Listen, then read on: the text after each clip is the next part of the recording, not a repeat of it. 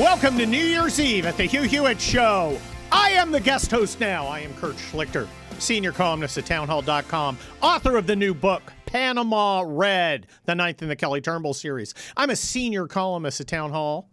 I am a retired Army colonel. Did I say it already? I don't know. Have I already started hitting the champagne? We'll see. Retired Army colonel, former trial lawyer. You know the deal. You know the score. And if you've been listening to me this week, you know we're still hot on the trail of Somali daycare bandits. This is great. This is the gift that keeps on giving. Let me bring you up to date if you haven't heard. A few days ago, Nick Shirley, 23-year-old with an iPad, decides to go out and actually look at some Somali daycare facilities. And what did he find? Well, no kids.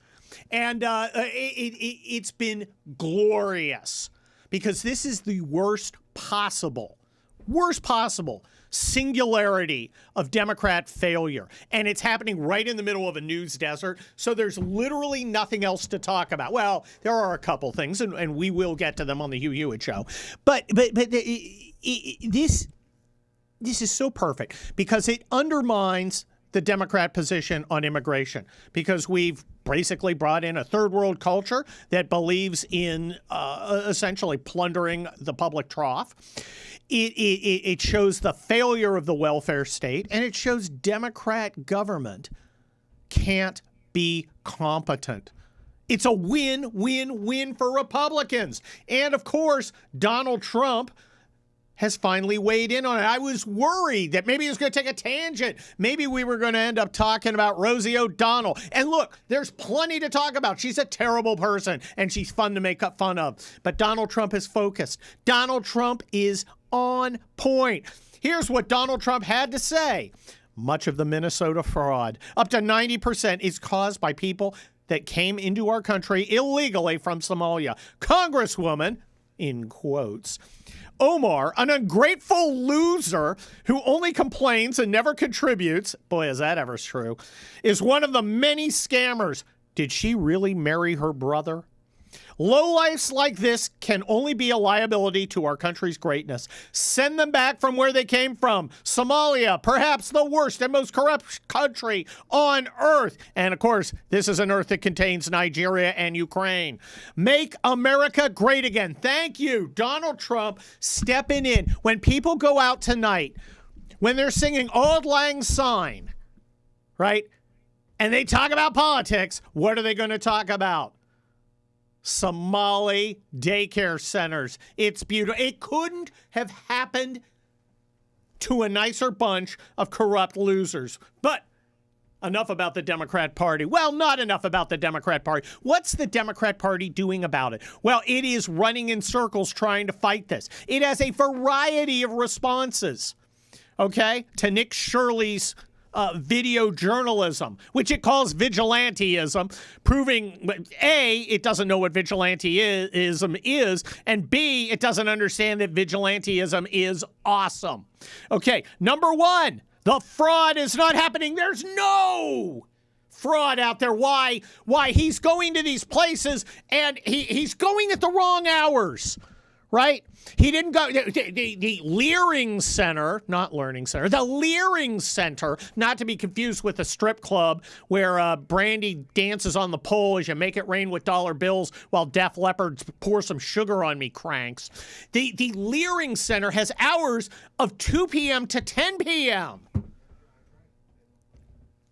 And then why is it charging the government for breakfasts and lunch? I don't know. Don't ask me. So it is not happening. That's argument one. The second argument is it is happening. We've been prosecuting it and reporting on it. Wait a minute. I thought it wasn't happening. So what are you prosecuting and reporting on? As the great X, the funniest guy on X is Iowa Hawk. And of course, he just blows everyone else away by referring to this as Schrodinger's scandal. Sometimes it is a scandal. Sometimes it's not a scandal. Who knows? You gotta be a particle physicist to figure it out. Much like You got to be a doctor to figure out what a man and woman is. But enough of Ketanji Brown Jackson. You are racist for noticing these fraudsters are Somalis. That's number 3.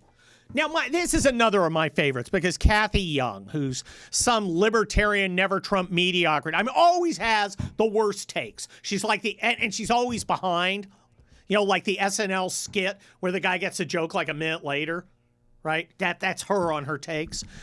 She weighs in with, well, how would you like it if you were identifying a scandal by an ethnic group, would you like it if we talked about the Russian mob?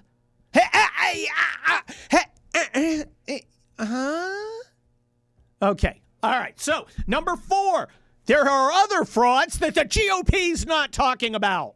So you shouldn't talk about the Somali one. Look, I'm a trial lawyer from Los Angeles. I understand that sometimes you want to distract from bad facts.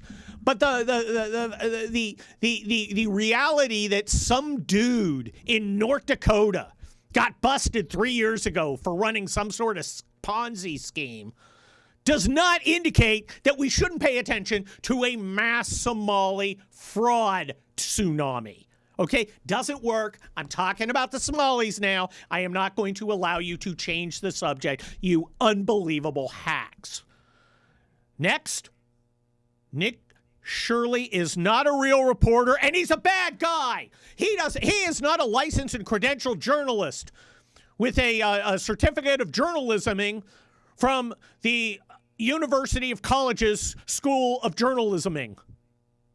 That's true, and that makes him better, because where the hell were you? Now, yes, the New York Times did report on it once. Some of the media in Minnesota has reported a couple times. Okay. Do you think you're done? Is the story over? Because when Nick Shirley went out, after you did your perfunctory reports on it, he found it was still going on, not at one place, not at 2 places, at place after place after place, systemically, massively, never-endingly. Okay, it's not one and done. You're allowed to keep reporting on a problem that hasn't been solved. Well, Nick Shirley's a bad guy. He is being helped by the GOP. The GOP has helped Nick Shirley. There's another reason you shouldn't care. Shouldn't the opposition party, and the GOP is surely the opposition in Minnesota, all right, it's about as opposition you can get, isn't its job to highlight failures of the administration? Whatever happened to afflicting the comfortable? Whatever happened to speaking truth to power? That's the dumbest expression in all of American politics and all of American media. But I'm going to turn it around to them. Nick Shirley has spoken truth to power. And power was like, no, I can't hear you. I can't hear you. You're a Republican. The fact that Nick Shirley, well, I don't know if Nick Shirley's a Republican. I imagine the Republicans were like, hey, we've been seeing this problem for a while. No one will listen to us. Will you listen to us? And he said, yes. Give me that list. I'm going out and knocking on doors, something apparently people with credentials from the University of College's School of Journalism never learned to do. Yes, you are allowed to get a tip from the people who oppose the people that you are exposing. This is a thing that is okay. Next thing, there's number 7 reason why you shouldn't listen to Nick Shirley's reports, according to the regime media and the Democrats. MAGA racists are threatening and attacking Somalis. I love this one. Just yesterday, in fact, the same guys who mugged Jussie Smollett apparently broke into one of these daycare centers of reality and not at all dishonesty. Let's look at cut number 8. Oh, well, we'll have it in a second. But cut number 8 is beautiful because what you have is a Somali daycare manager at a presser announcing, we were burglared last night. We were burgled last night, and you're thinking, whoa, did they come in and take the money out of the till? Did they steal computers? Did they rip off gold and jewelry or any other things of value? No. When they broke in, they stole all our records, all our attendance records, shredded our checkbooks, and stole all the things that the feds are about to subpoena. Convenient! How convenient! Oh, and the last reason you shouldn't listen to Nick Shirley? Well, as Josh Gersey and Politico insinuated, you should just shoot him. Well, we're not going down that easy on the Hugh Hewitt Show. Are you hearing those dulcet tones? That's the psychedelic furs with Pretty in Pink. That's one thing I, Kurt Schlichter, love when I get to guest host for the Hugh Hewitt Show. I love to be able to pick the bumper music. And this is the bumper music of my time, my age, my generation. I'm a guy of the 80s. I was talking to Harley. Harley's guy who handles our video and some audio and some other stuff for us. And he is a young guy just coming up, making his way in the world. And he's optimistic. I came walking, I said, I was talking to Dwayne. I always go and I confer with producer Dwayne, and I'm walking out, and I look at him, I go, 2026 is going to be a great year. He goes, yeah. And I go, I'm feeling it's like the golden age of America. And he kind of gets this look in his eye. Like, I've never felt that. And if you're under 30 or maybe 35, you've never lived through a golden age of America. Think about it. Now, guys, I'm a little older. I was born in 1964, the last week of the baby boom. But I got to live through the late 70s. I got to live through the 80s. I got to live through the 90s as someone who was conscious, as someone who was starting out his career, someone who was starting out as his life. And that's normal to me. An America where you can do and be what you want, where there was no limits, where there weren't any arbitrary stops, any obstacles. It never occurred to me that I couldn't be and do everything I wanted to do. I wanted to be a stand-up comic. I was. I wanted to be an Army officer. I did that. I wanted to have a nice family. That's accomplished. I wanted to own my own business. I did. I wanted to become a trial lawyer. I wanted to win big verdicts. Done. I wanted to be a writer. I wanted to be a best-selling author. I have. I wanted to do radio. Look, I was listening to talk. I was one of those nerds with an AM radio and his Datsun B210. Okay? I was listening to talk radio in the 80s. I'm dead serious. And now I'm here. I'm talking to millions of you on, the most popular political show in America. I'm living the dream. It never occurred to me I couldn't. But guys in Harley's generation, and we talked to Andrew Colvett yesterday, who's now running TPUSA after the murder of Charlie Kirk. He gets it too. He says, look, we got it. Guys like Harley are we got help. He's never experienced this, but he's going to, because 2026 is going to rock. I've been down this road before. Most of you have been down this road before. You remember Reagan taking over from Carter?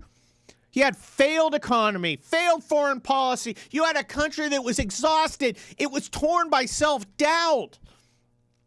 5 years later, we're watching Miami Vice and cranking the psychedelic furs.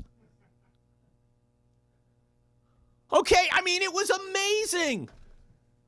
It was an amazing time. We know these foreign policies pay off. And America gets respect when it's strong. And when it gets respect, it gets peace.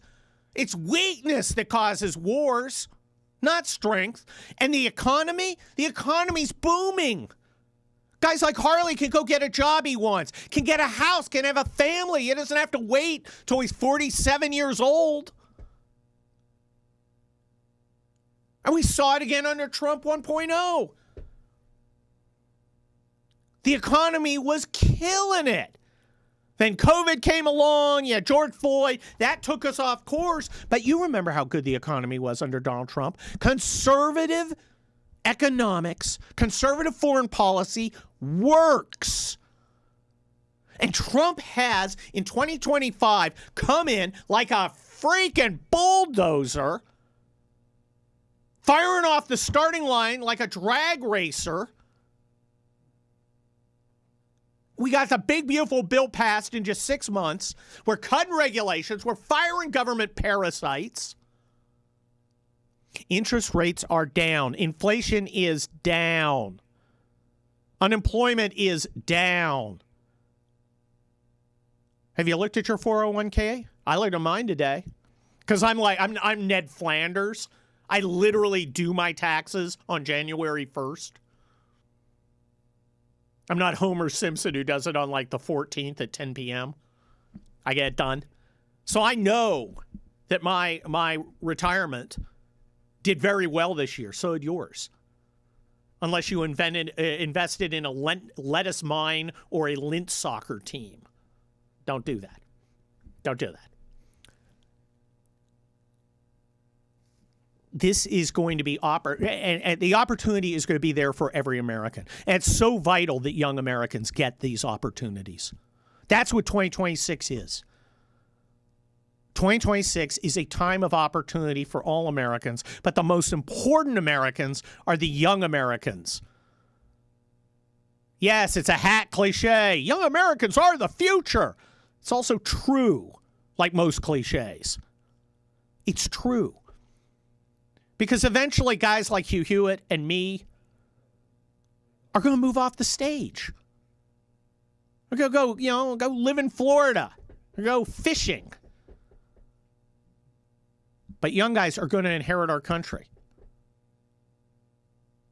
They're going to take America to the next level.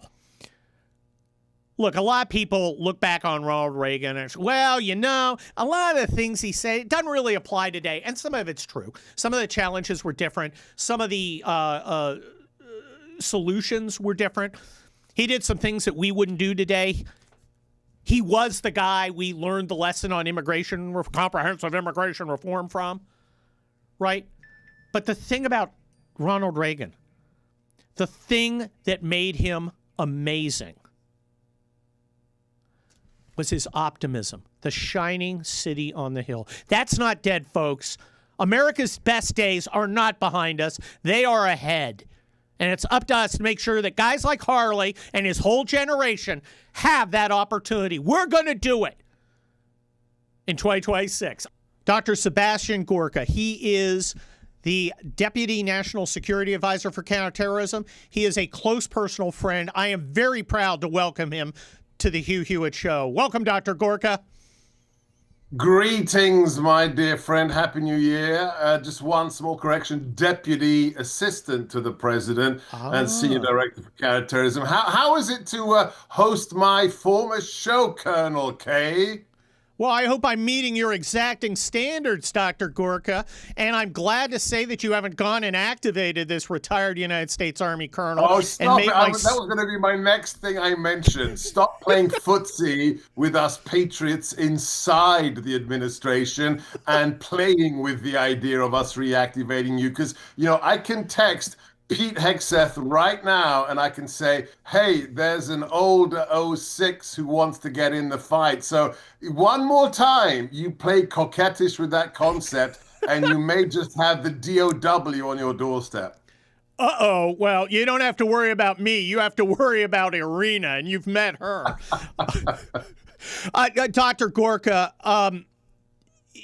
we're friends, but I got to say, I am so proud to have a guy like you just as an American, because you have gone from a very public persona. We don't hear anything from you except occasional updates on what you're doing. You are all business, and your business is killing terrorists. And my understanding is that business is good.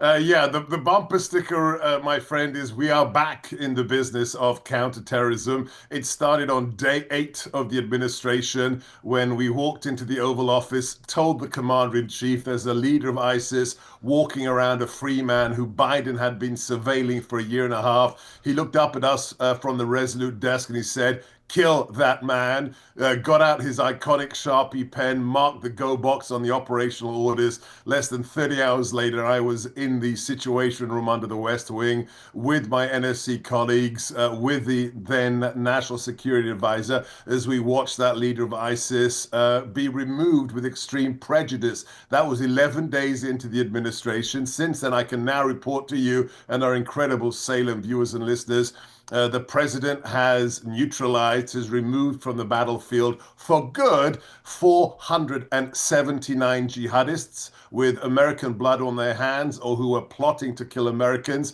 That is outside of the Houthi campaign. That is outside of the incredible work of DOW, the Coast Guard, Secretary Rubio, Stephen Miller, Governor Noem at DHS, who have been taking out with Pete Hegseth's direction the drug boats, which, let me be very clear, the president mentioned this recently, every single one of those drug boats would cause the deaths of between 20 and 50,000 Americans. Every single time we take one out, we are saving tens of thousands of lives. So yes, we are back in the business of protecting America and protecting her citizens, Kurt. Well, Dr. Gorka, thank you and thank your team. Now, I know as a leader, you are only as good as the people who work for you. And while, of course, you're not going to reveal their names, can you tell us a little about the kind of people you get to orchestrate in your symphony of righteous retribution against terrorists? Yeah, this is when you realize how blessed you are as a man. So yes, I'm responsible for counterterrorism for the most consequential president of the modern age, President Trump. But it only looks so good, and the figures are only so incredible because of the team who works for me in the National Security Council. Our work is classified. I live skiff life today. You are familiar with that, spending Yes. very long days in a secure compartmented information facility doing classified work. I have detailees from across the government. I have a direct hire who is my deputy. But I'm just going to say this, and if I had the good book in front of me, I'd swear it on the Bible. And I said this to the head of HR, everybody I know in government, every single member, every single director in my CT, my counterterrorism directorate, is a rock star. Whether they've come from the Department of War, whether they're from the intelligence community or other parts of the US government, it's like the president. I give them, a mission statement. I give them the concept of operations, and they just execute. I don't need to hold their hands. None of them is a prima donna. And you know what's really rare in this stinking city? You are fully aware of that. Is people without egos. None of my directors has an ego. All they care about is mission, and they are amazing patriots. I still think like a colonel. What is the end state your unit is looking for to achieve by the end of 2026? In other words, 1 year from now, what do you want to be able to brief? Oh, that's perfectly put. So the end state is very simple. I have one metric for the president and for all Americans, whether they voted for President Trump or not. If you're a US citizen, if you're a US taxpayer, I want to make the 5 top jihadi entities in the world which are capable of and have the intent to execute what we call external operations. That's mass casualty attacks against US citizens on the mainland or elsewhere. I want to make them combat ineffective. I want to make them incapable of killing Americans in America or doing anything like a 9/11. That is my very simple metric. And within a matter of months, that could happen. We are on the cusp of presenting the new US counterterrorism strategy to the president. If he approves it and signs it, we will see the hammers of hell come down on these entities even more than they have in the last 11 and a half months. And we will look. Here's another metric, and it's kind of facetious, but it's true. I want to put people like me out of a job. There should not be a senior director of counterterrorism in the NSC. In terms of other threats like China, like Russia, like Iran, we shouldn't be dealing with, ragtag jihadists in the most powerful building in the world. I want to suppress them until they become an irrelevance. That is my dream. Oh, Dr. Gorka, that's a wonderful dream. You helped me out with my book, The Attack, which postulated a mass terrorist attack on the United States of America. You gave me some great feedback on big picture stuff and also criticized some of my descriptions of AK-47s, if I remember correctly. Let me ask you, though, right now, because we've only had a year and we had open borders for 4 years, how would you assess the internal threat in the United States of America, and what can individual Americans do to ameliorate that threat? We got about 30 seconds. Yeah. Number one, we are fixing it with the likes of Stephen Miller, Tom Homan, Governor Noem. We are getting rid of the worst who are let into this country by Biden and Harris. But I will say you are the first line of defense. So don't expect Uncle Sam to always be there to protect you. If you can do so where you live, do what I do. Get licensed. Carry a gun, protect your family and your loved ones. But we are cleaning the mess up right now that we inherited from President Autopen. And Dr. Gorka, let me add, go out, go find the Red Cross, learn emergency medical care, stop the bleeding. You can save lives. Dr. Gorka, thank you. And please pass on the thanks of this entire audience to your entire team, because, that's what leaders do. Thank you so much, Dr. Gorka. Happy New Year, and God bless America. That's the Plimsoll, Southern California's own Peter Case and the gang rocking. Gosh, I love this music, and I love the chance to guest host the Hugh Hewitt Show because I get to pick it. And I also get to have my pals on, and one of the guys, I listen to him every week, just like I listen to the Hugh Hewitt Show. He's on the Ruthless podcast. He's one of the fellas, John Ashbrook. Welcome to the Hugh Hewitt Show. Kurt, how you doing, buddy? Happy New Year. Happy New Year. I'm doing great. You guys on the Ruthless podcast have had an incredible 2025, haven't you? Boy, it's been a whirlwind. I mean, it's hard to believe we started out in January of 2025, and Caroline Leavitt and President Trump were nice enough to let us ask the first question of any podcaster at a White House briefing. So it started with that and then continued through the summer. We had some great interviews, but a lot of laughs. And we've got more in store, I think, for 2026. Well, that was my next question. What are we looking at in the near future for the Ruthless guys? Are we looking at a Fox TV show? Because you guys have linked up with the premier conservative television network. Well, I don't know about that. I do know that what they asked us to do was just more of what we've been doing all along. And so we added a third show this year. Who knows whether we'll end up adding another one in 2026. I guess we'll see. But I mean, we thought that we were going to head into January with our ongoing coverage of the Democrat Civil War. But this story out of Minnesota and Ohio and probably every other state, you can't look away. I mean, this is the most insane thing I've ever seen in my life. And I mean, a lot of people have been talking about this for years, but thank God for Nick Shirley. I mean, that guy really exposed something that at the right time, and I mean, you got to decap to that guy. It was amazing. I mean, I've been guest hosting for 4 days. We're in the middle of a news desert, and I've been milking the Somali scandal like a Wisconsin cheesemonger. So I mean, it just keeps giving and giving it, doesn't it? Oh, it does. It does, and you can't make it up. The guy, I was just talking to Dwayne a minute ago, and he reminded me about this guy who did a press conference today and said that, oh, we would like to cooperate, but all the papers were stolen, our financial records. I know. You can't make it up. One of those MAGA burglars who comes in looking for your tax receipts. I'll show them.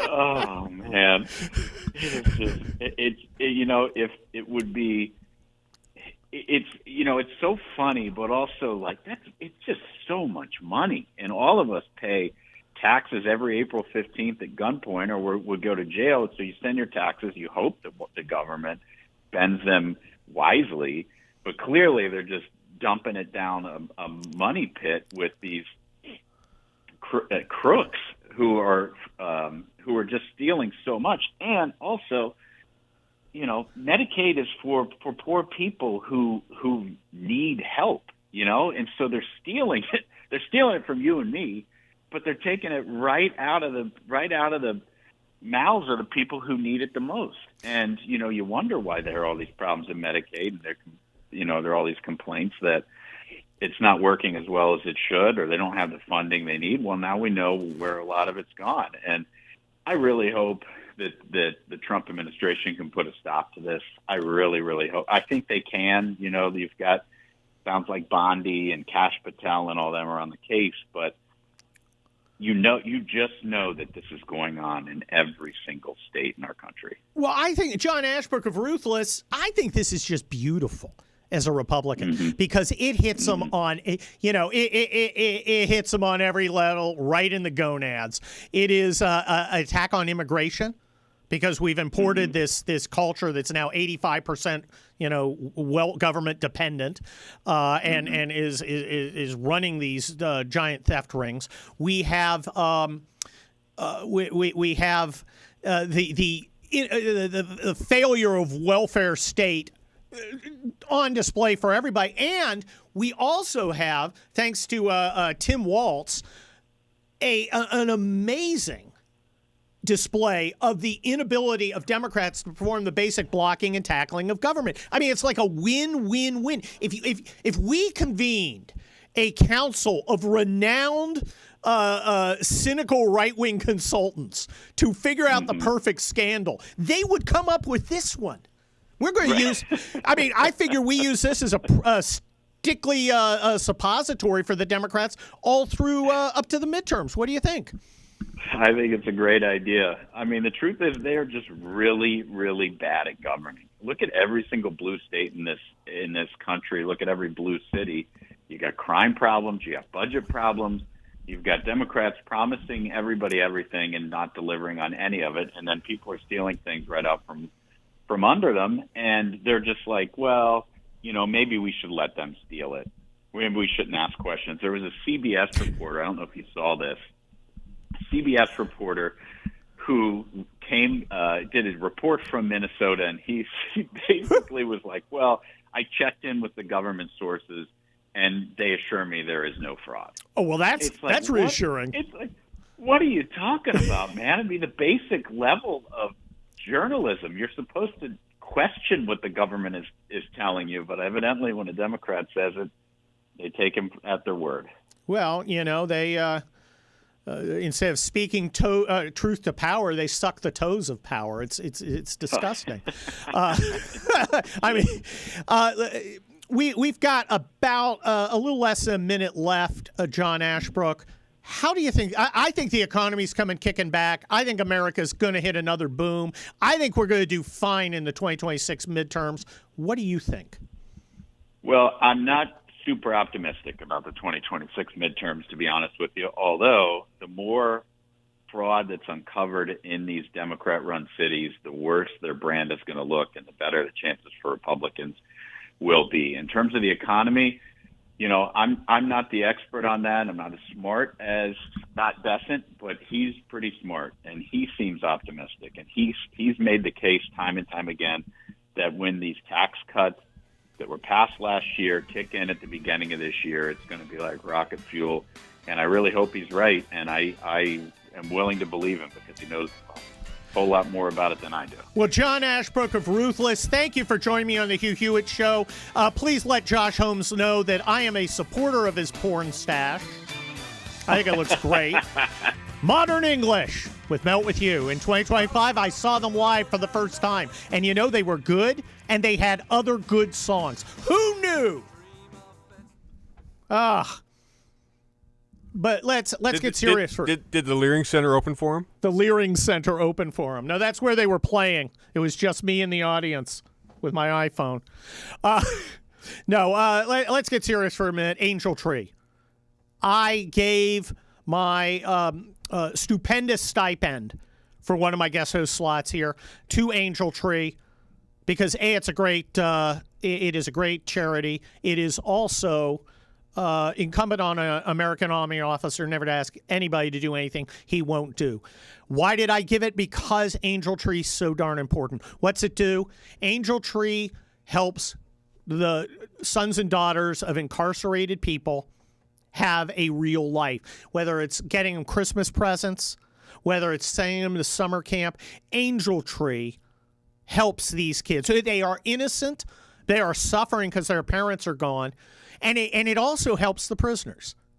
Remember, if you're familiar with the Bible, you're supposed to visit prisoners. That becomes impractical, but you can certainly help them, give them a reason to mend their ways, to change, to find faith. And Angel Tree does that. Now, how do you give? And when do you give? You give today. Dang it, you give right now. And you do that because you can get your year-end tax deduction. You just do it before midnight. Go to HughHewitt.com. Find the Angel Tree banner at the top. Give the money, take the deduction. HughHewitt.com, Angel Tree banner right at the top. I did it. You need to do it. What's your excuse? You don't have one. Go donate to Angel Tree. Best Hot Grill. I love these guys. They make these best gas logs for your fireplace. They're amazing. If you're still burning wood or your old gas log is overdue for a makeover, Rasmussen Gas Logs has a new look for you. They've got a bunch of finishes: detailed bark, fresh split, weathered driftwood, white birch. If you have a room with a modern or contemporary design, you don't need a rustic log set. Check out Rasmussen's popular fireballs to keep your fireplace's appearance in alignment with the room's decor. I've rebuilt 2 houses in the last year. It's important. You need to do it, or your wife's going to be very upset. Rasmussen Gas Logs or Fireballs. Go get them. How do you do it? Well, you get free personalized log set sizing recommendation for a USA-made Rasmussen gas log or a Solaire infrared grill, which are also great. Okay, I've used them. I love them. Go to besthotgrill.com. That's besthotgrill.com. American-made Rasmussen gas logs and Solaire infrared grills at besthotgrill.com. Ted Frank, he's the director of litigation at the Hamilton Lincoln Law Institute. You've probably seen him on the Twitter machine at Ted Frank, TEDFRANK. And he's a pal of mine who turned me on to Pinkerton's Barbecue in Houston. Ted, welcome to the Hugh Hewitt Show. My pleasure. It's a real honor to be here. Thanks for having me. Well, I know it's your first time on the Hugh Hewitt Show. I know your background, but in about 20 seconds, can you sketch it out for the audience so they know who's going to be giving them some insights? Sure. I'm an attorney that leads a conservative public interest law firm, the Hamilton Lincoln Law Institute, HLLI.org. We've fought against bad class action lawyers. We've fought against government overreach, especially California First Amendment violations. And we have some litigation now pending against left-wing NGOs that organize disruptive demonstrations in the cities that block roads and keep people stuck in traffic for hours. So when people talk about lawfare, you guys are the ones who counterattack. That's exactly right. Oh, well, there's no better defense than a good offense. And I say that as a guy who's primarily a corporate defense attorney for years and years and years. Ted, people have been seeing what's going on in the law. It seems like organized resistance to Donald Trump among primarily Democrat-appointed district court judges throughout the United States. You and I both practiced in front of district court judges. And, normal people look at it and think, this is kind of weird. It doesn't sound right. And, I practiced there for 30 years. They're right. It's weird, and it doesn't sound right. How would you characterize the last year of litigation? There seems to be special rules that apply to Trump that don't apply to other presidents. And we just have a number of district court judges that are making effectively lawless rulings and putting themselves in the position to rule the executive branch or control the military or order planes to turn around or order Congress to spend money that they've explicitly said they don't want to spend.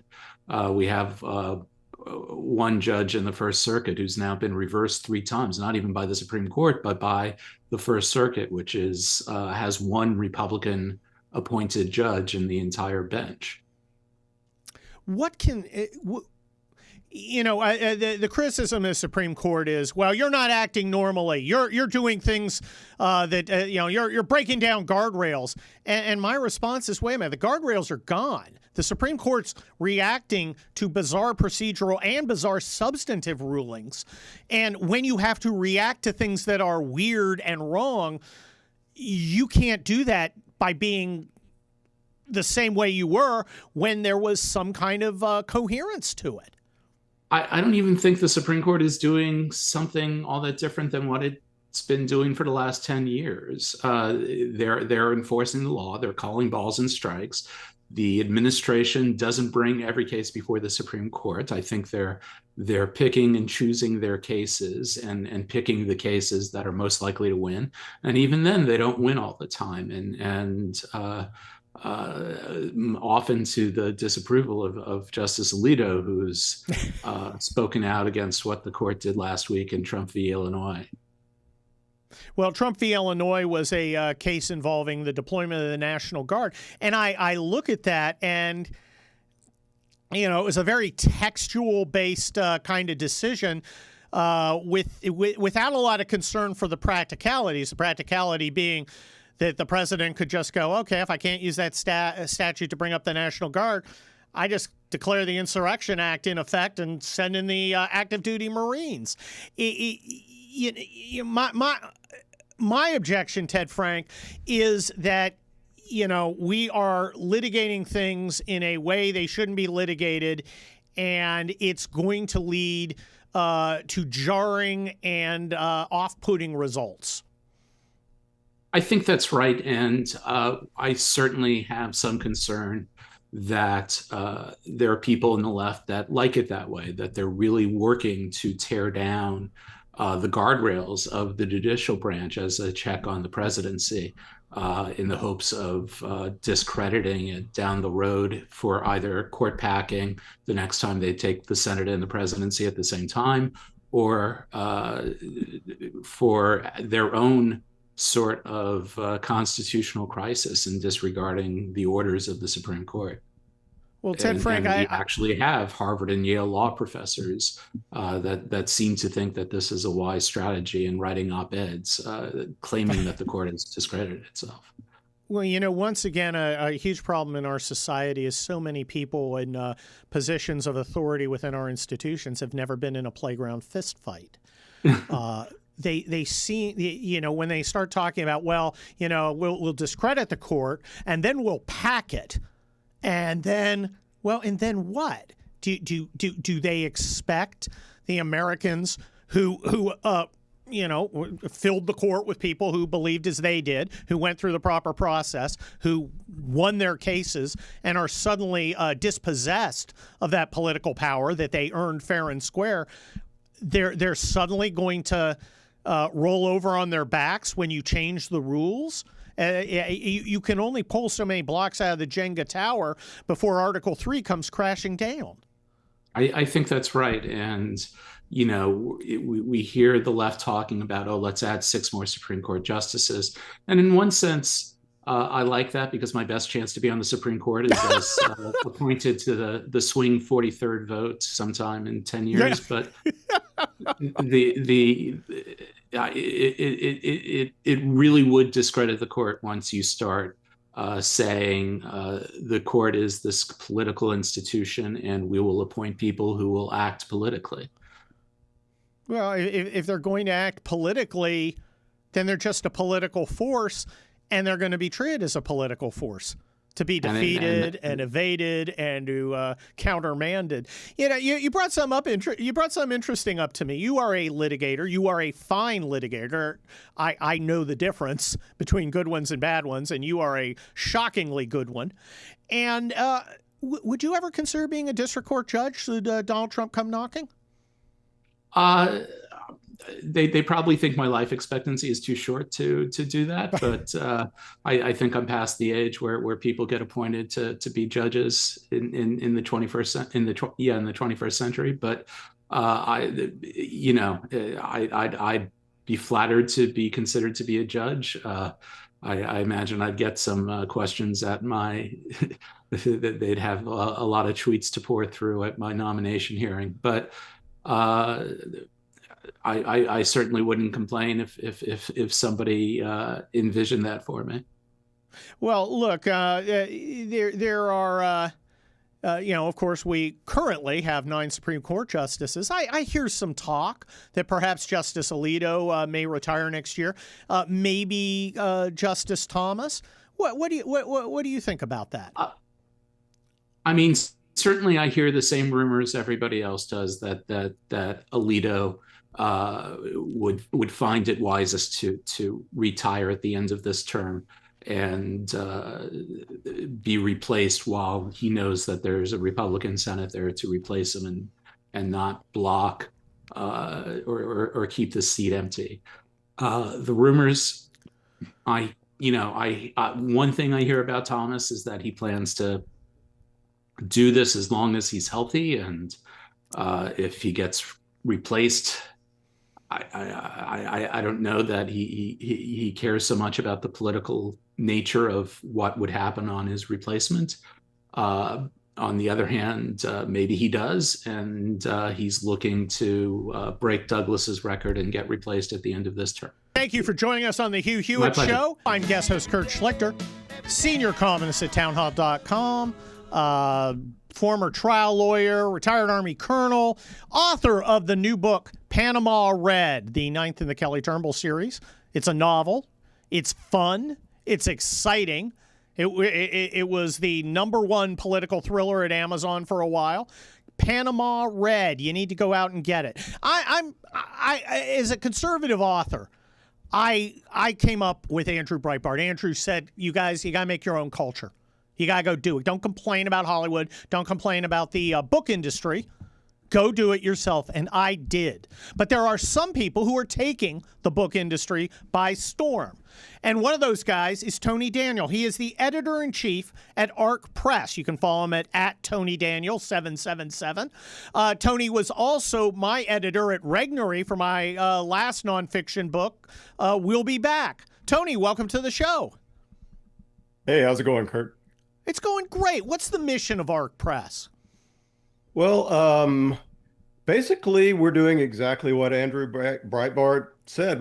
He famously said politics is downstream to culture, and I always took that to heart. I've always been a fiction writer first and a fiction editor first, and then got into nonfiction. And it just seemed like we had lost this ability around 2010 or so to really to bring the beliefs of conservative dumb, et cetera, to the storytelling genre anymore, because it was being wiped out by wokeness and the whole 2010 nastiness that happened to us. A few people managed to persevere, like you, who old culture warriors who fought through, but a generation sort of was stamped out and disappeared, and they didn't have a chance to flower. And I wanted to provide that again, and that's part of the mission of ARC, is to bring back the possibility of writing long form stories, and for men and women to enjoy these, to get away from the video games and the nastiness of online culture, and sit down with a good book and read it. I think that especially younger guys and younger women just lack this. They almost don't even know it exists, and when they find it, it can transform their lives. Well, Tony Daniel, one of the things I noticed dealing with other publishers, because Regnery was not my only publisher during the time, and observing from outside, is so much of the traditional press now, it's no longer the hard-bitten editor, chomping on a cigar with his red pen. It's these Maxwell Perkins.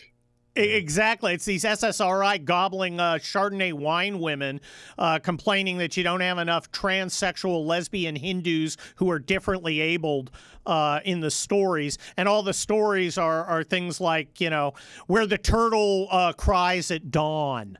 And it's like, where's a man going to find somebody to read in this heap of woke garbage? You want to change that.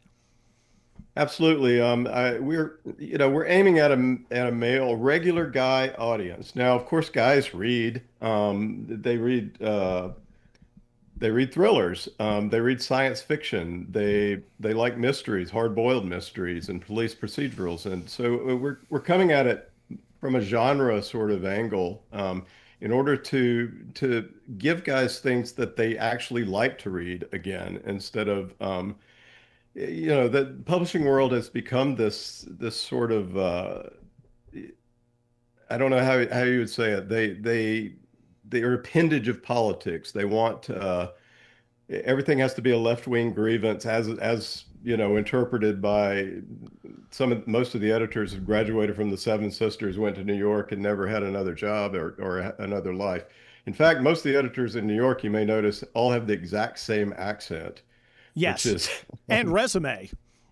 Yes, exactly. So you're going to get the audience is just skewed female, and female of a certain variety over the last 10, 15 years, and men have just sort of been excluded. There's a few like you and like people like Brad Thor or Andrew Clavin. Elroy's still around, Jack but we Carr. had sort of a generation of people that died that were great conservative based writers that came from the tradition, and they haven't been replaced at the rate that they once were. We've lost a community, and I think that just like Andrew Breitbart, I'd like to try to reestablish that. Storytelling, fiction, character, plot, and setting, not just political polemics, as important as that is. If you really want to take over and guide the culture, you got to come at it from art, because that's where the human feeling is expressed. Yeah, you've got, and Andrew Breitbart made no bones about it. You've got to be good. It's not enough to say, hey, this book is conservative. You've got to buy it. You've got to like it. I don't do that. No guy I know does that. You've got to give them something that they want. And I think, if I say so myself, I'm on 9 Kelly Turnbull novels. I've sold hundreds of thousands of them, including the latest, Panama Red, which you should go get on Amazon. But the secret is, and I get these emails, Tony, and I get these reviews where they go, Kurt, it's fun. It's not a painful duty. We have it. Yeah, you read it. You have a good time. And let me ask you something. Here's my feeling as a writer. I think that your books should be all good parts. If it's not interesting, doesn't make a cool point, if it's not exciting, or if it's not funny, you cut it out. Is that so hard? I think that's an excellent paradigm for a great fiction book.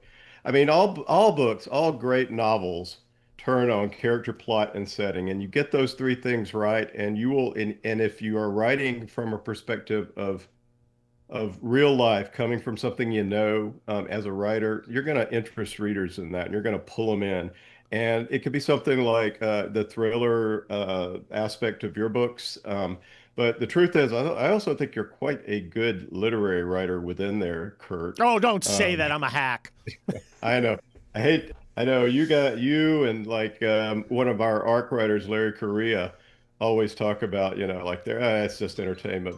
But both of you guys have really top licks. You're really good at it. And that's what you have to do. You have to go for that when you're an editor. You have to find a writer that can deliver that to the reader. You are the reader's representative when you're an editor. So you look for that. You look for somebody that can tell a story first, and then and if it comes from tradition and a full understanding of life, it's probably going to be conservative. It just because that's reality. And that makes the best books. And that's as simple as it is. but nobody seems to follow that formula. But I intend to with ARC. Well, with And we ARC have to. Press, ARC Press is going to be doing great things in the future. You got a big book coming out from Larry Correa. My wife is a huge fan, and it's been a pleasure working with you in the past, Tony Daniel. I urge everybody to go out and check out ARC Press. You can find them online, see what they've got, and give them a shot. And give that man in your life, or woman, a chance to read something that's not woke garbage. Little jam with That's Entertainment. I love the chance to pick the bumper music here, because the bumper music rocks when Kurt Schlichter guest hosts. Another thing I do when I guest host is I take the lead. I'm a retired Army colonel. I don't do anything, or I'm not going to ask you to do anything that I won't do. And one of the things I'm going to ask you to do is donate to Angel Tree. What's Angel Tree? Angel Tree is a prison fellowship program where the sons and daughters of prisoners get help from people like you so that they get a Christmas present, so they can go to Angel Tree summer camp, so they can live a kind of normal life while their parents are in prison. Lets the parents keep communication with their kids. Of course, it's faith-based.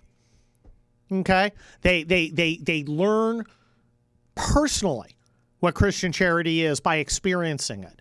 So you're not only improving lives, you're helping to save souls. It is a wonderful organization, and I donate one of my days' pay when I do a guest host gig for Hugh Hewitt. I donate a day's pay if I know I'm doing an Angel Tree campaign, because I don't want to ask you to do something I won't do.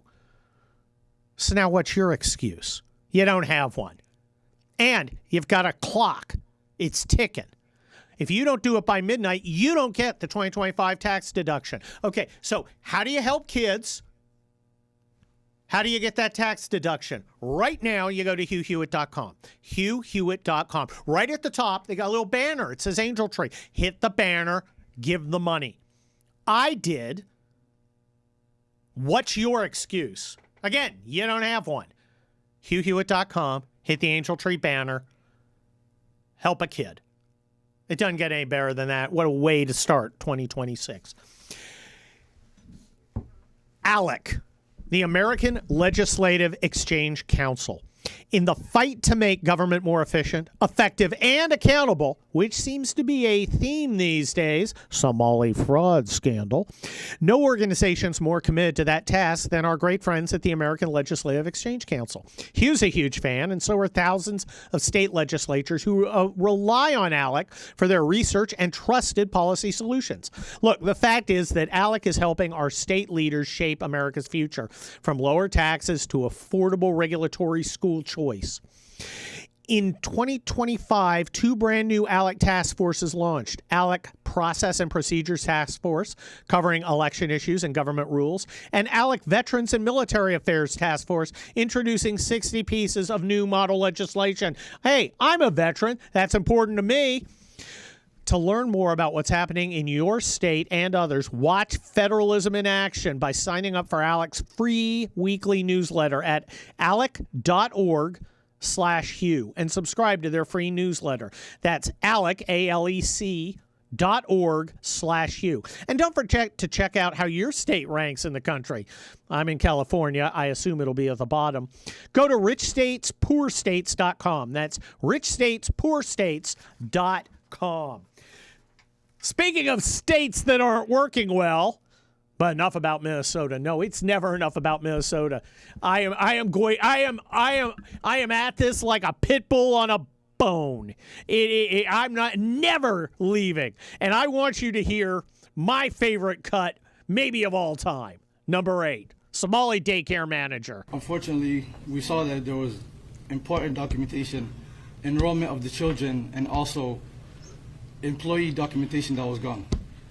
There were also checkbooks that were ripped from our check papers that were ripped from our book. This is devastating news, and we don't know why this is targeting our Somali community, as one video made by a specific individual made this all happen. we've been receiving hateful messages through our voice notes threatening us since the past couple of days, including one that happened yesterday morning when the break-in. Okay, all right, just shut this idiot up. Okay, so some MAGA guys on their way home from beating up Jussie Smollett. They stop at a Subway. They look across the street. There's the Leering Center. So they cruise over, break on in to get their documents and records and rip up their checkbooks, which, by coincidence, by coinky-dink, are exactly what the FBI is going to subpoena and what, Governor Tim Walz and his people will never subpoena. Yeah, that's a thing that happened. Oh, yeah, they broke in and stole all the evidence. How about that? Oh, you bad MAGA people. Oh, this is great. This is the gift that keeps on giving, folks. And this is K-Dog in the white Beamer, about to put the hammer down on the Hugh Hewitt Show. I'm guest host Kurt Schlichter. One of my favorite people in the world is joining me now. It's Salena Zito, and she is a Washington Examiner columnist, the author of Butler. You can follow her at Zito Salena, where I saw that she tweeted that Convoy, the C.W. McCall chestnut, is what, 50 years old in 2026, Salena? It is. And I don't, I tweeted that I don't think people have an understanding of what a cultural impact that song had. And it also spawned a couple television shows and movies. Yep. But also people forget why, because that was in the middle of the energy crisis, right? And truckers were being regulated to death. And they became this sort of symbol of these independent cowboys that were fighting the system. And they're also part of what started to shift in America in terms of trust in government, trust in institutions. And it's just this one of the many grains that changed us. But that song was big, but it's not even that the song was great. It's just that it formed a community around it and a resistance and this sort of spark of independence that was really a cultural touchstone. I think you're right. Of course, it was the bicentennial. This is the bicentennial plus 0.25. There was another thing. The CB radio was kind of a early social media kind of thing because it was a way that people could communicate. That's what fascinated me as a suburban kid about it, because you could just talk to regular people and there were no gatekeepers. I thought that was really interesting. There was no gatekeepers. My dad had a CB radio. He was not a trucker, although at one time he was a Teamster. But we used it. We communicated with my uncle, who was a trucker. We took tons of road trips. You can tell that's where I get my love of road trips from. It's true. But man, you just felt so empowered to be able to have these conversations. And it was a real sense of being part of something bigger than self. Yeah, it was really kind of cool. Now, speaking of kind of cool, you have had perhaps the coolest year of anybody in 2025, not named Donald Trump. You had a #1 bestseller in Butler, which I highly recommend. It's not just a story of the assassination. It's a story of the whole campaign and the whole country. So you also went bear hunting. So what's ahead for Salena Zito in 2026? How are you going to top that? Oh, well, there's so many things that people do in America, and I'm sort of like Micro's little sister, right? I'm always willing to jump in and try something. I also went 1,200 feet down in a coal mine and dragged poor Senator Dave McCormick along with me. Take that Army guy. Worked in a steel mill for a day. Like, if I'm going to cover it, I'm going to do it. And that's sort of my motto. And if people don't follow me or don't read me, the way I approach reporting is I don't fly and I don't take the interstate. I only take back roads, and I try to stay and learn from a community by being on the ground and basically just hanging out with people. Most importantly, listening to people. I think that's missing in my profession. I'm not the story. I'm never the story. And so that's what I try to do when I tell the story of our country. Well, you know, Selena, I think what I'm going to do is I'm going to see if I can reach out to some of my pals, see if I can get you embedded with some National Guardsmen doing annual training for a day or two, so you could see what these citizen soldiers. Oh, really? Oh, I've done that. I've been embedded on the border. Nice. I've been with the Coast Guard on 4th of July. And there was a tornado that came, and so by regulation, I had to get off the boat and I had to jump. And people have to understand, I'm 5 foot tall, so my inseam, it's not that long, but they made me jump from the boat to the shoreline, which was about 5 feet. So there was that, because I had to get off the boat because they had to Well, I once sent Hugh Hewitt to Kosovo for a week, which I don't know if he's ever forgiven me for. But in any case, Selena, Somali daycare nightmare. First of all, I never was in daycare. My mom did it the old-fashioned 70s way. She gave me a key and said, "You're on your own, kid." But me too. What with this giant scandal, you actually talk to normal people. What are normal people? Are normal people talking about it? And if they are, what are they saying? What they're saying is, we're not surprised. If you are handing out money like that and you are too lazy to be accountable and you're trying to appease a section of society so that you then earn their votes, there's going to be a lot of people looking the other way when things happen. And I suspect we're going to find this out about a number of different things, not just the Somalian refugees. I think this is going, and this was the last chapter in Butler. This is why Butler is so important, because it's not just about then, it's about now, it's about going forward.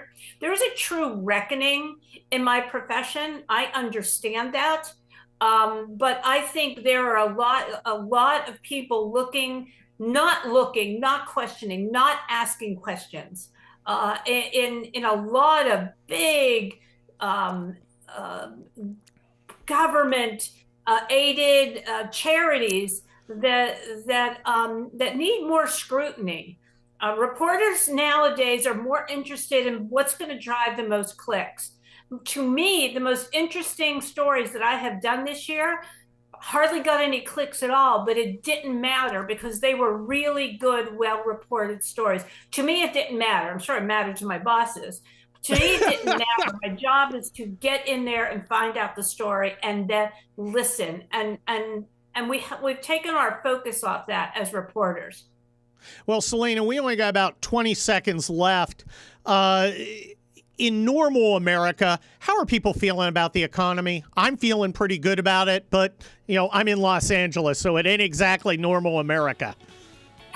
Well, so I'm in Western Pennsylvania, and the thing that's really big here is the development of AI data power centers and the energy needed to serve it. That's creating a lot of good paying jobs here. Well, that's good to hear, Selena Zito. Happy New Year to you. I hope 2026 is even better than 2025, if that's possible. That is Jason and the Scorchers with its classic 80s hit, White Lies, in honor of our of the leadership of Minnesota and the regime media, telling white lies about what's going on with the Somali daycare scandal, the gift that keeps on giving.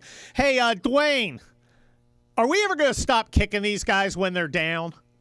I don't think the seizing or pouncing ought to stop anytime soon. I mean, we get accused of seizing and pouncing all the time whenever there's some news that negatively affects the Democrats, but my gracious, is there some seizing and pouncing going on now? By the way, did you know the Leering Center's first album was called Seizing and Pouncing? Seizing and pouncing, yeah, yes. It's great. I think so. With the single, they broke in and shredded my records. I mean, that's classic, isn't it? Yeah, they broke in and stole the evidence against me. What's up with that? So there's... just during the break, I was on my laptop looking around, and apparently there's a netter video out now of that same Somali daycare where the burglars broke in specifically with the intent of destroying their financial records, so they could not comply with with a forthcoming warrant, and it's I'm buying it. Yeah, it's totally not staged at all, right? Well, I mean, it's like you look at something like that, and you're like, I don't, and you know what? The regime media is going to go, I can't believe you're doubting them. This is just as likely as Jussie Smollett being kidnapped. Gee whiz, they say they're legitimate. What do you have to say about that? I love it. The news media is like, well, I called them. We got to play that clip. Oh, which one is that? Nick Shirley, and he's talking to which one is it? I don't have the cut sheet in front of me. Do you have? I'm trying to see. Yeah. No. Hold on. I'm trying to find it. I don't know which one it is. I'm looking at the cut sheet. Cut sheet for you people out there is the list of clips. Cut 7. Cut 7. Enough. I mean, they would say, look, these fraud cases have been going on, but they've already done like 80 indictments. The cases have been going on, for years. And why did I show up one day in Minnesota and go to all these daycares, no children? They're receiving millions of dollars. We uncovered nearly $110 million in fraud in one day. How do you know that all the allegations that you're making are true? How do I know that they're true? Well, we showed you guys what was happening. And then you guys can go ahead and make your own analysis. We're coming so we can make our own analysis. Are you 100% sure you're true? Yeah, I am 100% sure I'm true. CNN is looking into Shirley's claims. Hi, my name's Whitney Wild. I'm a correspondent for CNN. We reached out to several of the daycares featured in the now viral video. Only one daycare facility answered and said they are a legitimate business. Have you seen Wait, stop! Dwayne! Huh. Well, I mean, I called them, and they said they weren't committing a federal felony. I don't know what more I can do. You don't hate the regime media nearly enough. Anywhere nearly enough. Welcome back to the Hugh Hewitt Show, the last radio hour of 2025. Guest host Kurt Schlichter, retired Army Colonel, senior columnist at townhall.com. I was a lawyer for a while. I'm the author of Panama Red, the new conservative action novel, Panama Red. You can go get Panama Red on Amazon and read Panama Red. It needs to be made into a movie. And it needs a real movie star. But Donald Trump's making some decisions about who's really a star or not. Okay, I've got to read this in its entirety. This is Donald Trump in a tweet just a few moments ago. You ready for it? Brace yourselves. Good news. George and Amal Clooney, two of the worst political prognosticators of all time, have officially become citizens of France, which is, sadly, in the midst of a major crime problem because of their absolutely horrendous handling of immigration, much like we had under sleepy Joe Biden. Remember when Clooney, after the now infamous debate, dumped Joe during a fundraiser, only to go to the side of another stellar candidate, Jamala K. I don't know what that is, who is now fighting it out with the worst governor in the country, including Tim Walz, Gavin Newsom, for who is going to lead the Democrats to their future defeat. Clooney got more publicity for politics than he did for his very few and totally mediocre movies. He wasn't a movie star at all. He was just an average guy who complained constantly about common sense in politics. Make America great again. Oh, and by the way, we just blew up 3 more drug boats, so this is just all wins today. Earlier today, of course, Donald Trump weighed in on the nightmare of Somali daycare scandals, and he just kind of blew the lid off that. That was pretty amazing. Let's dig a little deep into it, because the Democrats are very, very angry, and their regime media toadies are extremely upset that this 23-year-old guy with an iPhone has humiliated them, has broken them in body and spirit by actually going out and reporting. Why don't we do cut number 6? Who is he? Like, who gave this guy license to go around and say, I couldn't get into daycare centers, the doors were locked? Like, nobody should be able to walk into a daycare center because the doors are locked. These random vigilante justice, something that people in this country know a lot about, these random vigilante justice seekers who ordain themselves like some sort of law enforcement expert, like he's a random YouTuber. And I just find it laughable that the party of the self-proclaimed pro-life people are celebrating cutting off funding to children. The white evangelical crowd who purports to uphold these Christian values are celebrating targeting communities because of their ethnicity and cutting off care to children. It's utterly ridiculous. And I have to say, only a deplorable human being cannot decisively say it is wrong to target this community. We all heard what Donald Trump said from the White House. To pretend that this is some sort of opinion versus this opinion, no, we hear this right now. And so we have to call these things out with outrage, with righteous indignation that this type of thing, one day it's the Somali community, the next day it's another community. What is hard about saying this is awful? What is hard about saying we should all care? Well, Tiffany Cross on CNN has raised the eternal question.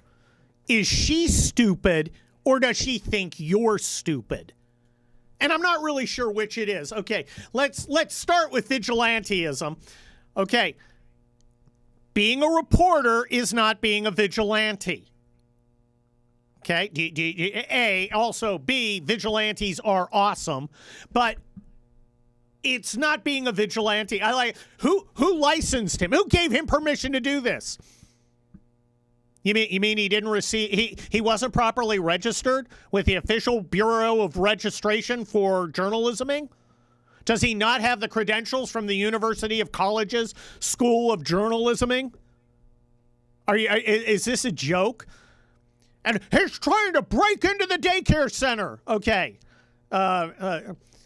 People who are hurting kids, that's kind of a Democrat thing. You're the ones who are mutilating them, you freaks. And targeting a community. Okay, not going to work. Your race card has been revoked. This is a problem among the Somali community. I understand why you don't want us to say it's a problem among the Somali community. It's still a problem among the Somali community. It is not about among the Hasidim. It is not among Norwegians. It is not among Maoris. It is not among Apaches, Comanches, or the Crow. It is among Somalis. And we're now at a point in America where we're going to call things by their true names, despite mental mediocrities like this Tiffany Cross person who I'll put it this way. My car holds about as many gallons as she's got IQ points. And I don't have a huge car. They are not going to shut us up by calling us racist. You know what they would do if we didn't point out accurately that this is a crime among and endemic to the Somali community? You know what they would do? They would call you racist for something else.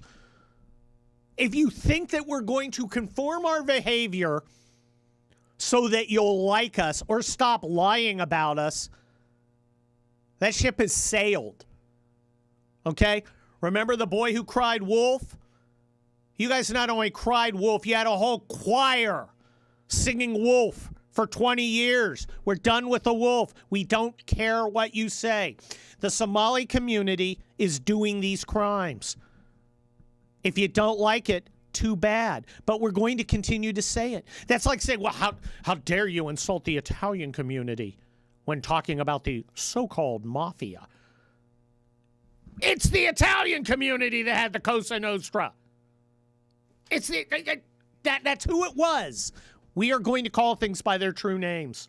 And I don't care if you don't like it. It doesn't bother me that it makes you sad. I like it when you're sad. It makes me happy. Your pain is my joy. Tiffany Cross can whine, cry, and fulminate. We will not be deterred. We will not be stopped. We will not be distracted.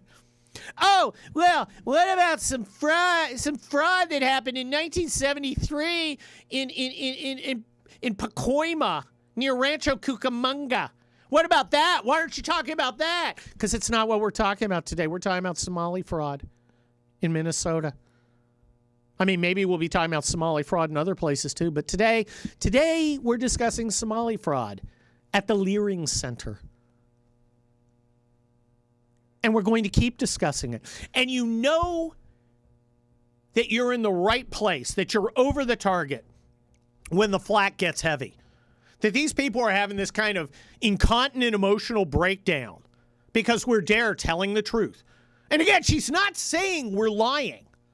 I mean, they do occasionally say, well, there's no evidence there's any Somali crime.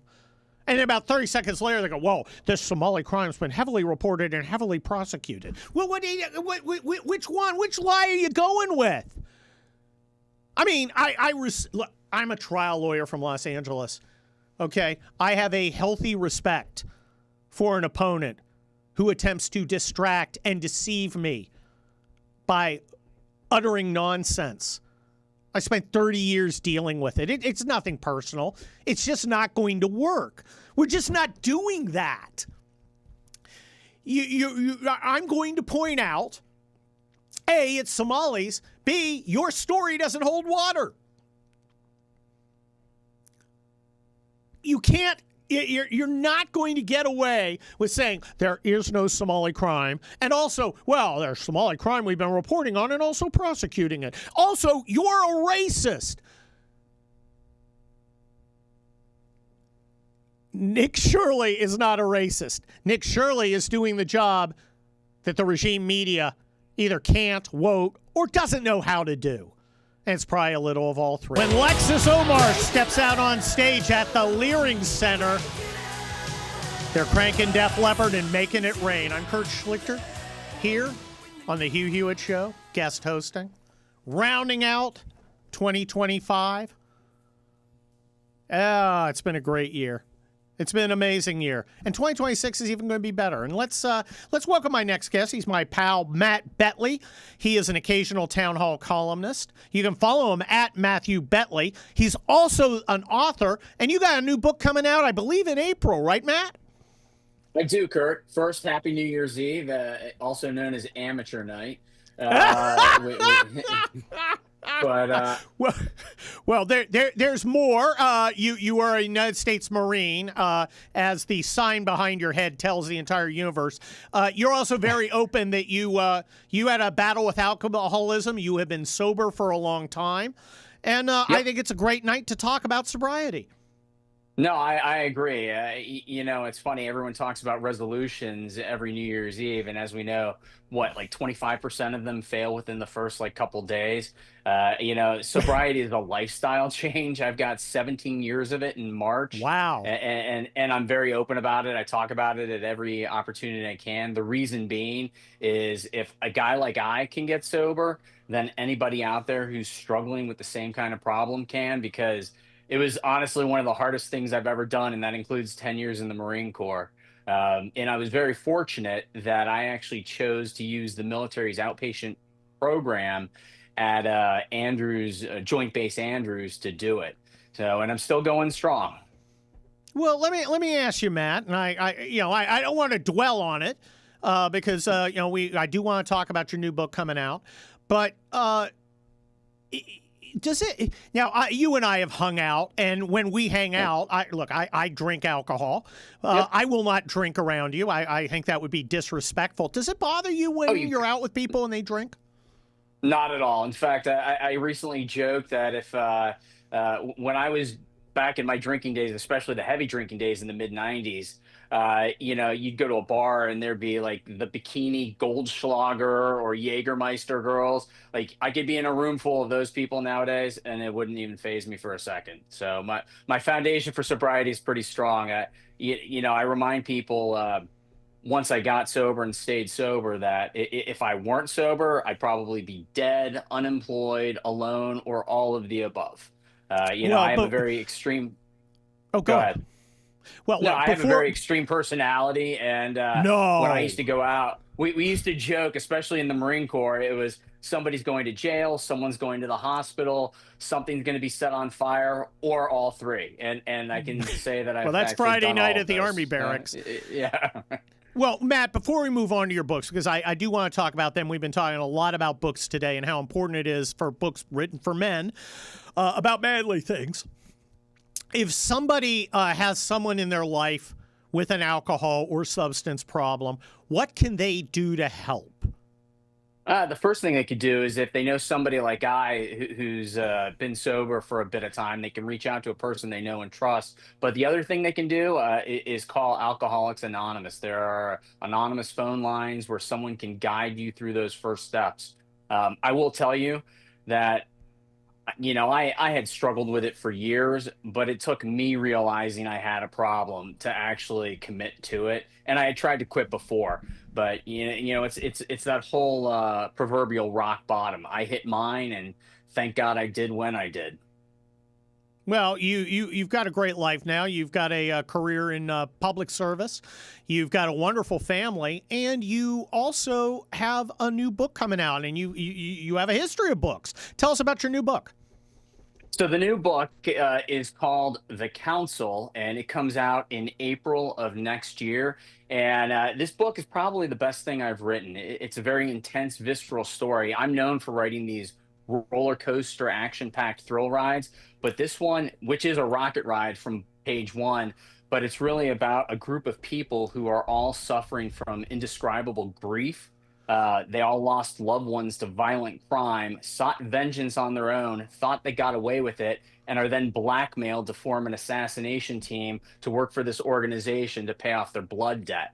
And then things go horribly sideways on a mission in Mexico, and next thing you know, they're all fighting for their lives against the same organization, and which is all I'll say about it. But it really hones in, hammers home the themes of grief, redemption. What would you do if you're in this position?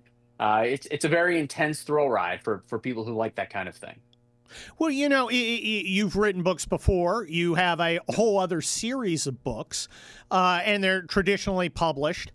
It's getting hard to publish fiction that's action packed and focused on men. So much of it is focused on, I'm a young writer acting as a professor at a college, and I have lots of feelings. There's my novel.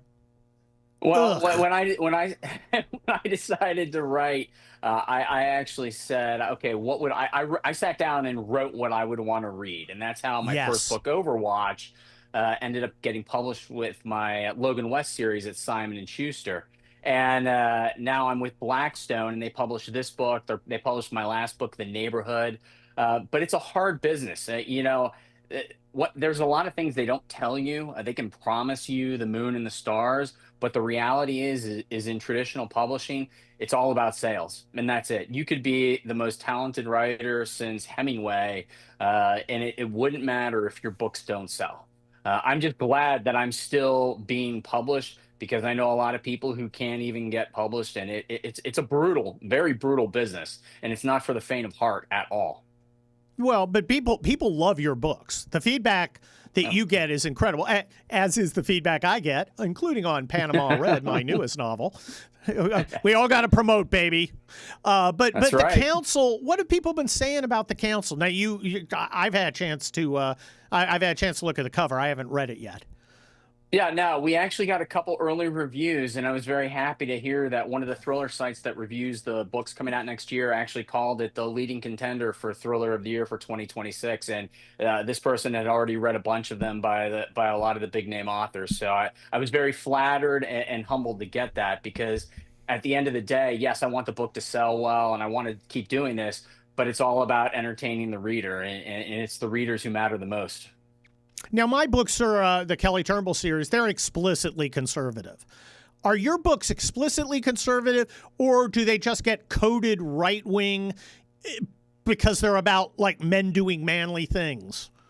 No, so I intentionally kind of stay apolitical in my thrillers. In fact, in the Logan West series, I had a blue dog Democrat, which I'm not sure that exists anymore, as the president. And I just, when I read a book, I want to be entertained. I don't want to be lectured to. Now, you're the exception to the rule. You're as I've told you personally, you're the most successful self-published author I know, and people love your stuff because you're an excellent writer and because it's infused with your sarcasm and prose.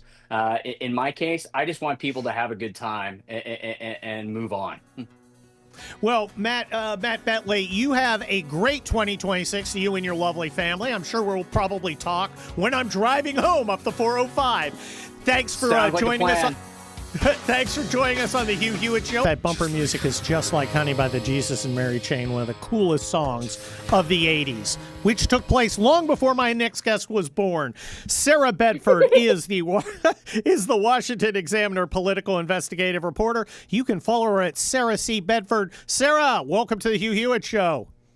Hi, thanks for having me. Thank you for pointing out that I'm young in that intro. Love it. Have you ever heard the Jesus and Mary Chain's Just Like Honey before? I hadn't, but I enjoyed it. It was beautiful. It's an incredible song. I have a long story about the first concert. Everyone else was goth. I wore a Hawaiian shirt. It was amazing. Anyway, let's get to the good stuff. Somalia Gate. How big is this? This story is so fascinating to me. And I think even if you set aside the immigration angle, and it is a crucial angle of this story, but if you just look at it as a welfare fraud story, you have working class people in Minnesota who are working really hard to afford their daycare bills. Childcare is enormously expensive. I know, I have a 1-year-old. It's a really big part of families' budgets. And so for a regular voter to see that millions of dollars are going for these warehouses to sit empty to enrich a favored group of people, regardless of their race, that alone makes it an extremely potent story. Well, Sarah, I think this hits Democrats in 3 different places. It hits them on immigration, it hits them on welfare, and it hits them on the ability to effectively govern. I mean, it is a win-win-win for Republicans, and I hope we use it as a suppository all through the next election cycle. Yeah, that last one is so crucial because Donald Trump, for the first time in my lifetime that I've seen in politics, had sort of made democratic governance a real live issue when for a long time it seems like sort of part of the background of politics. It was sort of acknowledged that crime was higher, things were more expensive, life was just a little bit worse in blue cities and states, and that was just sort of baked into the equation. And Donald Trump had made that a live issue, and that could increasingly be the case when you see things like this. Part of why it seems that Minnesota was unable to catch this level of fraud, and we've written about this recently at the Examiner this week, the people that Tim Walz appointed to run these agencies had very, very progressive backgrounds. The one who's overseeing the agency that runs the child care subsidy program, she was on an anti-racist steering committee. Her resume reads, of course she like, was. A woke liberal professor's dream. And the woman who ran the agency before her had been involved in resettling the Somalians there in the first place through a nonprofit before she joined the state government. So these are people who have embraced woke ideology, and now you sort of see some of the fruits of that when this fraud went completely undetected by the people who were supposed to catch it. Well, Sarah Bedford of the Washington Examiner, yeah, the Democrats are upset about this, but so is your profession. Now, I assume you went to some sort of journalism school. Did they teach you that the right thing to do is get on the phone and call people, or get out there and knock on doors? Because that's what Nick Shirley seemed to have done, and he seems to be running circles around the established journalist professionals.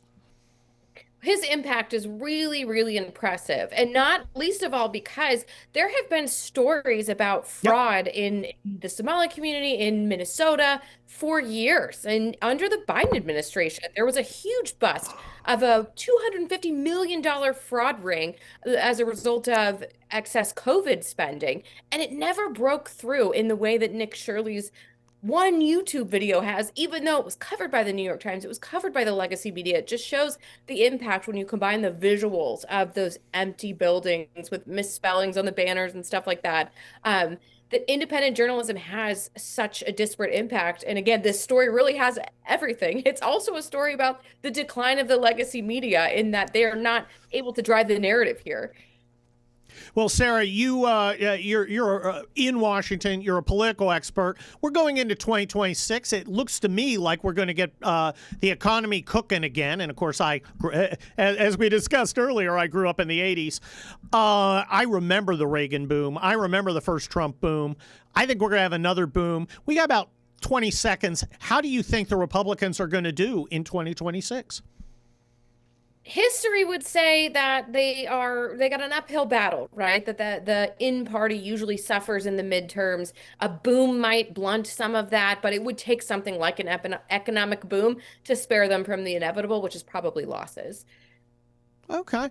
All right. Well, Sarah Bedford of the Washington Examiner, the political and investigative reporter. You can follow her at Sarah with an H, C Bedford. 2025 is going out that door. That's the Hoodoo Gurus. Played for Dwayne because he loves the Hoodoo Girls. I love the Hoodoo Girls too. Fun band. They're great. They are a great band. They had a new album in 25. They had another. What? Yeah, they had a record in 2025. Oh man. They reformed. Oh, they're so much fun. I love the Hoodoo Girls. Out that door. Go check it out. Check out all the Hugh Hewitt bumper music because that's what I do when I guest host. I'm Kurt Schlichter. What I also do is I lead the way because I'm an Army officer.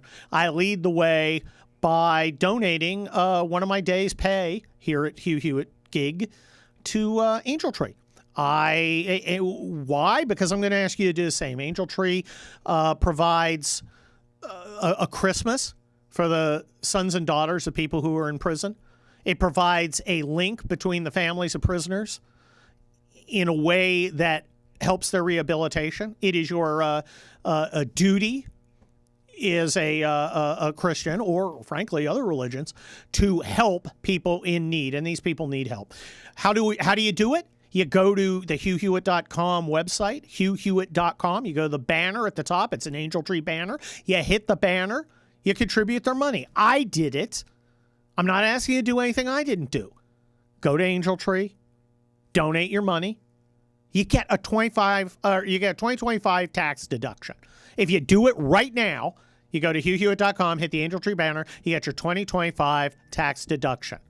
Okay? It's great for you. It's great for your accountant, but more importantly, it's great for these kids. So get out there and donate to Angel Tree. Wow. Dwayne, have you seen the new anti-Nick Shirley agenda plot?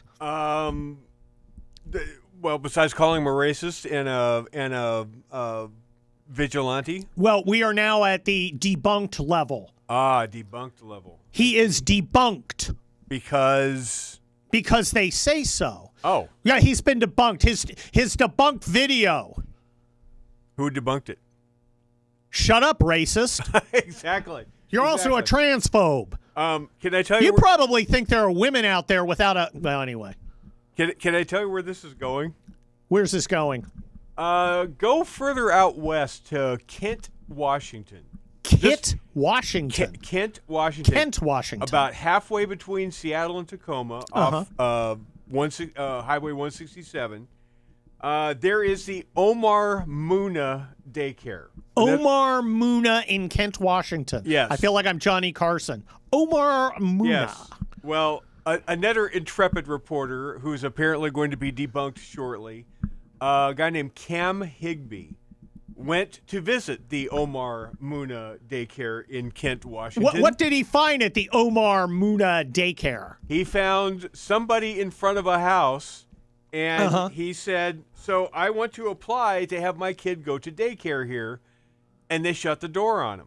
And he knocked on the door, and they still refused to talk to him. They get $200,000 a year thus far for the Omar Muna daycare. There doesn't seem to be any kids inside this house, and they're not taking any applications for any new kids. Well, that doesn't prove anything, Dwayne, except your racism. Apparently so, and Cam Higbee's racism. And Cam Higbee's right, and Nick Shirley's. Yes, yes. Does this work anymore? I mean, is there anybody going out there going, well, you know, it seems kind of weird that there are no kids at this daycare center. It's getting $1.4 million for supplying 99 kids with breakfast and lunch. But some Democrat's going to call me racist if I point this out, so I won't. So it's New Year's Eve, right? Uh-huh. Presumably, unless you work for a Somali daycare center, you're going to be surrounding yourself with other people tonight, right? Well, unless you're a lonely incel shut-in, but enough of the staff of the Bulwark.